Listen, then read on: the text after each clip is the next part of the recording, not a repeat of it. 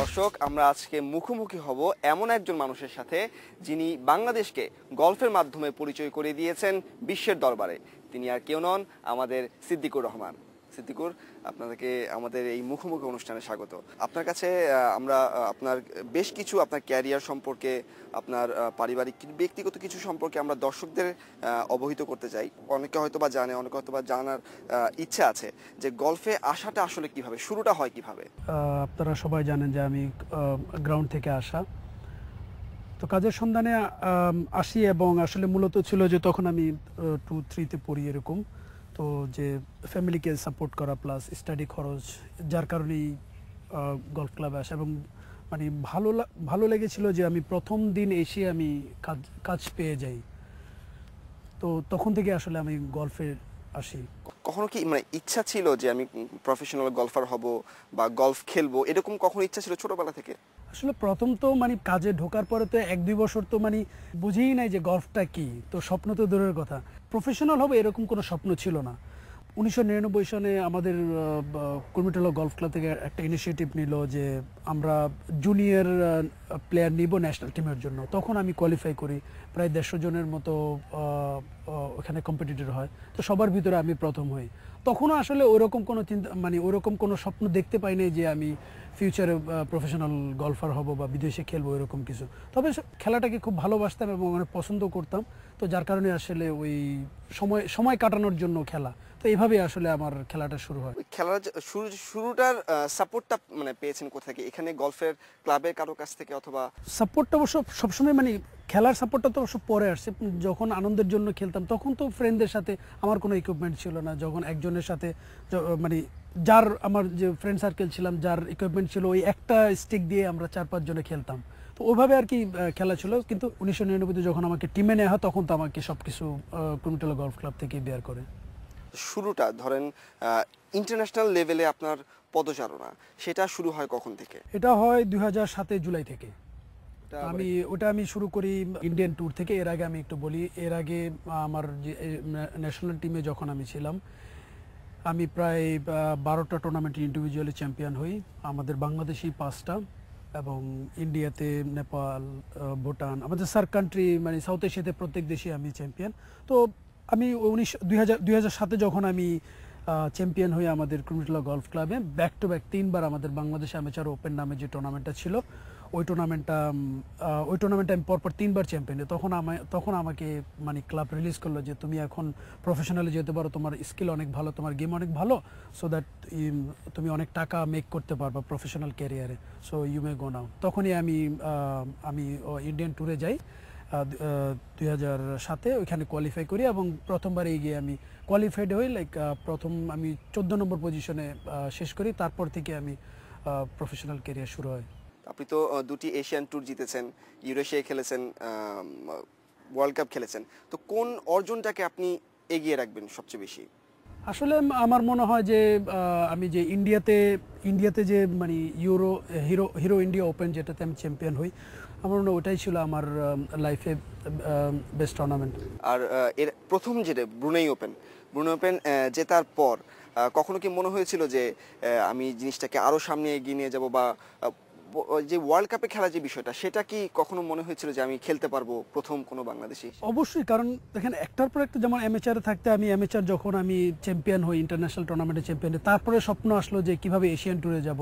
প্রফেশনালে যখন ইন্ডিয়াতে চ্যাম্পিয়ন হই, তখন মানে স্বপ্ন আসলো যে কিভাবে আমি এশিয়ান ট্যুরে যাব। তো এরকম যখন ব্রুনাই ওপেন আমি যখন জিতে যাই, তখন কিন্তু তখন মানে আমি নিজে মানে মোটিভেট করছি যে আমি যেহেতু ব্রুনাইতে জিততে পারছি, তাহলে আমি ফিউচারে আরও অনেক বড় বড় টুর্নামেন্ট খেলতে পারবো এবং জিততে পারবো।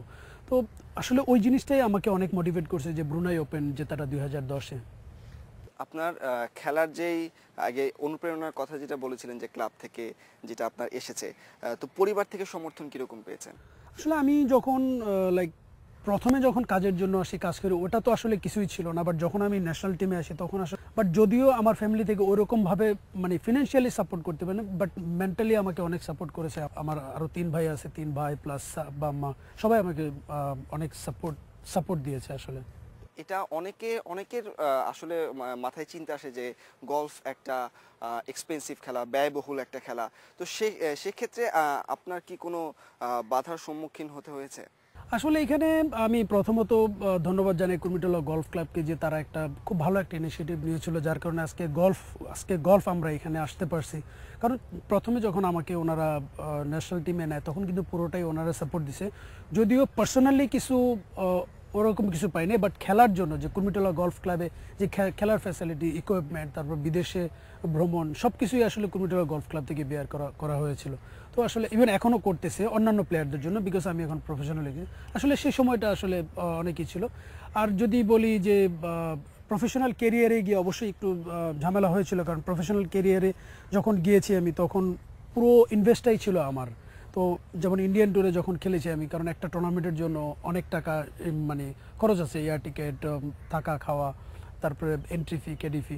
তো সব কিছু দেখা যাচ্ছে প্রথম 2 বছর আমি ইন্ডিয়ান ট্যুরের জন্য মানে ঠিক ছিল, বাট তারপরে আমি যখন 2009 যখন আমি এশিয়ান ট্যুরে যাই, তো তখন একটা কঠিন সময় আসে, যেটা আসলে আমি আর যেতে পারছিলাম না প্রায় 1.5 বছর। কারণ আমাদের এশিয়ান ট্যুরে প্রায় একটা টুর্নামেন্টে প্রায় $3000 মতো খরচ হয়। তো আমি প্রায় 20-25টা টুর্নামেন্ট খেলার পরে আমার যে ডিপোজিট ছিল সব শেষ হয়ে গেছে, বিকজ অত ভালো করতে পারিনি এখানে। যদিও কিছু আর্ন করতে পারছি, যেটা আসলে সাফিসিয়েন্ট ছিল না, ফিনান্সিয়ালি শর্ট পড়ে গেল। তারপরে আমি ক্লাবকে বললাম যে স্যার, আমি তো আর এখন আমাদের তখন ক্লাব ক্যাপ্টেন ছিলেন ব্রিগেডিয়ার জেনারেল শফিকুজ্জামান। তো স্যারকে বললাম যে স্যার, আমি ভালোই খেলতেছিলাম, কিন্তু মানে এশিয়ান ট্যুরে এত এক্সপেন্সিভ যে আসলে এখন এই মতো অবস্থা আমি আর যেতে পারছি না। তারপরে স্যার আমাকে বললো ঠিক আছে, দেখি আমরা কিছু করতে পারি কিনা। তখন স্যার আমাকে একটা রাউন্ড ট্রিপের টিকিট দিলেন। আসলে ওই ট্রিপে আমি খুব ভালো করি ইন্ডিয়াতে একটা টুর্নামেন্টে, লাইক টপ 20 শেষ করি, ওইখানে প্রায় $20,000 আমি পাই। তারপর 2010-এ গিয়ে তো আমি ব্রুনাই জিতি। তো ব্রুনাই জেতার পরে কিন্তু আর আমাকে পিছনে তাকাতে হয়নি। আপনার এই যে গলফ খেলাটা অনেক কনসেন্ট্রেশন লাগে। সেই জিনিসটা এখন নতুন কেউ যদি গলফ খেলতে চায়, আপনাকে দেখে কিন্তু অনেকেই উদ্বুদ্ধ হচ্ছে, অথবা এই গলফ ক্লাব থেকে হয়তোবা আরো অনেকে উঠে আসবে। আপনাকে অনুকরণ করার মতো তাদের কি করতে হবে, আপনার কি মনে হয়? তো আমার মনে হয় যে যারা গলফ রিলেটেড আছে, মানে গলফে যারা কোনো একটা কাজে ইনভলভ আছে, ইয়াং পটেনশিয়াল যারা আছে, যে গলফের কাজে আছে, আমাদের বাংলাদেশে প্রায় 15টা গলফ কোর্স আছে। গলফ ক্লাবের আওতায় কিন্তু অনেক ছেলেরা আছে, যেমন এখানে আমি যেমন ইয়াং বয়সে আসছি, এরকম কিন্তু অনেক আছে। প্রত্যেকটা গলফ ক্লাব যদি আপনি হিসাব করেন, আপনার লাইক 15টা গলফ ক্লাব আপনি যদি 100 জন করে হিসাব করেন, দেখবেন যে আপনার 1500 ইয়াং ছেলে আছে, এবং ওরা গলফ রিলেটেড।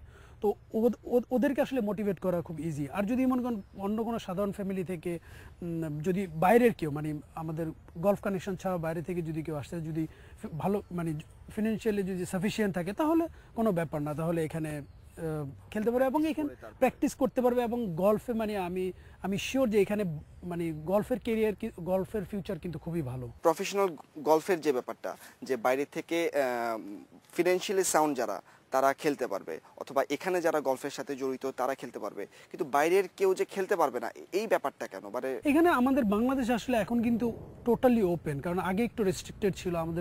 আমাদের গলফ ক্লাবগুলো সরকারি আওতাভুক্ত, মানে সরকারি বলতে মানে কি আমাদের সবগুলো ক্যান্টনমেন্টে, এখানে আমাদের আর্মির আন্ডারে সব প্রত্যেকটা গলফ ক্লাব। তো এখানে এন্ট্রান্স একটু ডিফিকাল্ট ছিল আগে, বাট এখন ওপেন করে দেওয়া হয়েছে। তো এখানে কিন্তু সবাই আসতে পারে এবং সবাই প্র্যাকটিস করতে পারে, এবং সবচেয়ে কম খরচে কিন্তু বাংলাদেশে গলফ খেলা শেখা যায়। গলফ আপনি বাইরে অনেক দেশে খেলেছেন, তো অনেক মানুষের সাথে, অনেক গলফারের সাথে, সেরা গলফারের সাথে আপনার পরিচয় হয়েছে অথবা বন্ধুত্ব হয়েছে। তো সেখানে আমরা যতটুকু জানি যে কমিউনিকেশনের যেই সমস্যাটা হয়, সেটা কি আপনি ফেস করেছেন? অবশ্য প্রথমে তো শুরুটা আসলে একটু কঠিনই ছিল, মানে আমার জন্য, মানে সবার জন্যই শুরুটা একটু ডিফিকাল্ট ছিল, যদিও আমি অত এক্সপার্ট ছিলাম না, কারণ ওখানে তো শুধু ইংলিশ ছাড়া কিছুই চলে না। তো ইংলিশটা অত ভালো বলতে পারতাম না, বাট এখন আসলে ওই বলতে শিখে গেছি আর কি। তো এখন আর কোনো সমস্যা হয় না, তবে শুরুটা একটু কঠিন ছিল। খেলার সুবাদে অনেকের সাথে যেহেতু বন্ধুত্ব হয়েছে, সেই ব্যাপারটা মানে কেমন এনজয় করেন? আসলে শুরুটা আমার খুব ভালো আনন্দের ছিল, ইভেন এখনো আনন্দের আছে। যে প্রথম গিয়ে অনেক টপ প্লেয়ারের সাথে যখন খেলার সুযোগ পেয়েছি, তখন মানে খেলার রেজাল্টের চাইতে যে ওর সাথে খেলতেছি, এটা আমি বেশি এনজয় করতাম, যে ওর সাথে আমি খেলতেছি, ওর সাথে আমি ওর কাছ থেকে অনেক কিছু শিখতে পারবো, এই জিনিসটা আমার মাথায় অনেক কাজ করতো। এটা এখনো মানে অনেক আনন্দ করছি। চলুন আমরা একটু বসে কথা বলি। বসা যাক। দর্শক, সিদ্দিকুর রহমানের সাথে আরো কথা হবে, তার আগে নিচ্ছে একটি বিরতি, ফিরছি কিছুক্ষণ পর, সাথেই থাকুন।